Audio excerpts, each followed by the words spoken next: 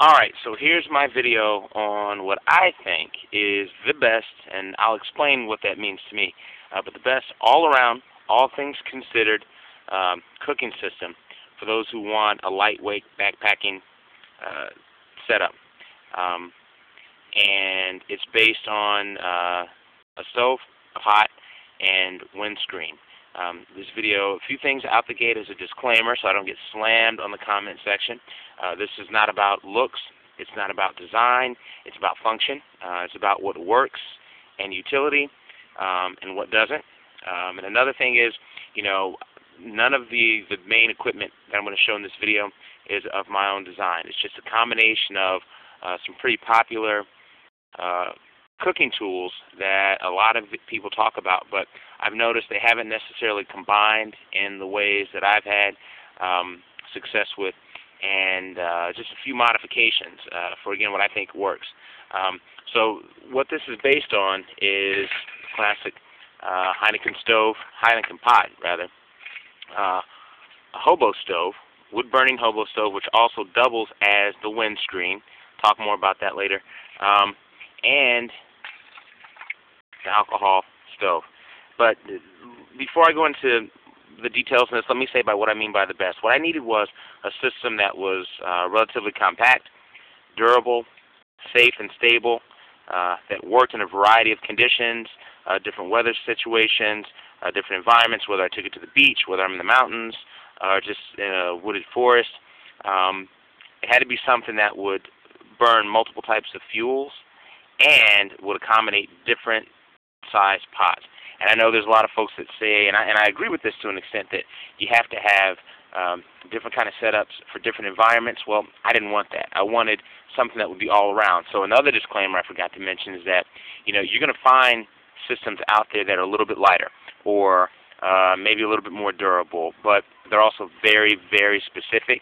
And if I had to go with just one simple thing to go with, this would be it. So it gets points in all categories as a general performer and not in any one. So for starters, talking about compact, as you see, this would go inside, and this is a smaller coffee pot.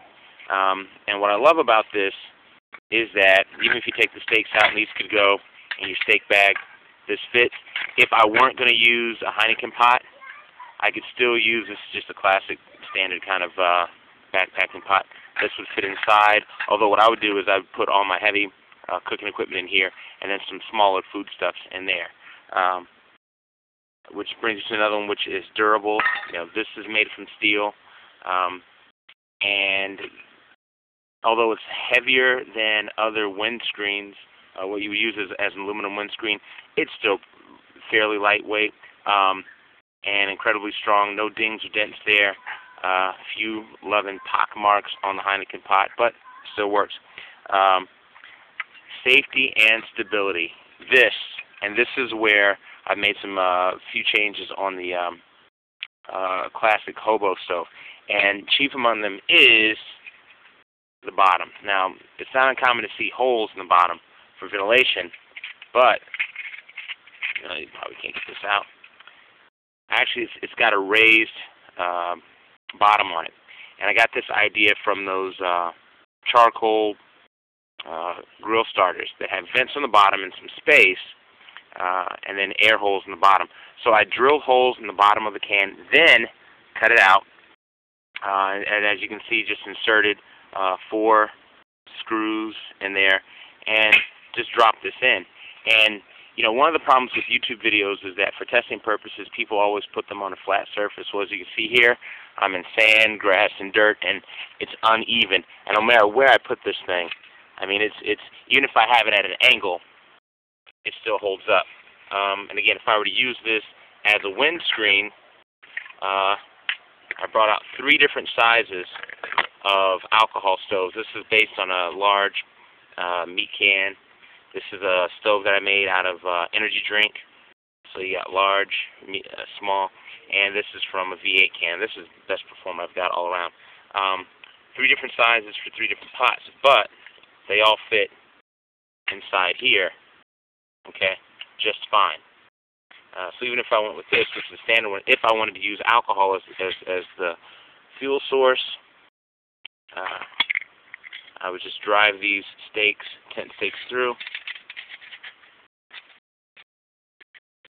and